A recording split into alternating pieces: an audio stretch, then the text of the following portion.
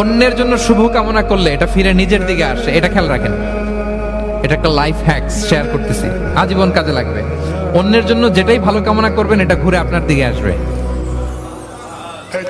অনেকে বলে হুজুর ওর জন্য দোয়া করে আমার কি লাভ? নিজের জন্য আল্লাহ আমারে মাফ করে দাও, আল্লাহ আমারে সমৃদ্ধি দাও, আল্লাহ আমার বেতন বাড়াও, আল্লাহ আমার ব্যবসায় বরকত দাও, আল্লাহ আমার ছেলেরা হাফেজ বানাও, আল্লাহ আমার বউ, আল্লাহ আমার মেয়ে, আল্লাহ আমার আমার আমার সব আমার ভালো আপনি চাচ্ছেন নিজের জন্য, অন্যদের জন্যও চান। আল্লাহ আমার সব ভাইদেরকে মাফ করো, আল্লাহ আল্লাহ আমার গোটা মুসলিম উম্মাকে তুমি বরকত দাও, কল্যাণ দাও, নেতৃত্বে আসার তৌফিক দাও, আল্লাহ সবাইকে সুস্বাস্থ্য দাও।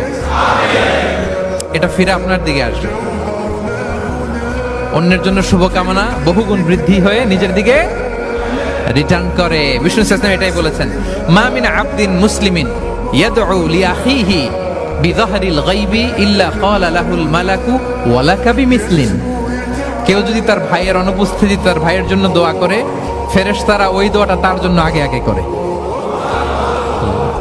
তাহলে অন্যের জন্য শুভকামনা করলে, দোয়া করলে লাভ না লস?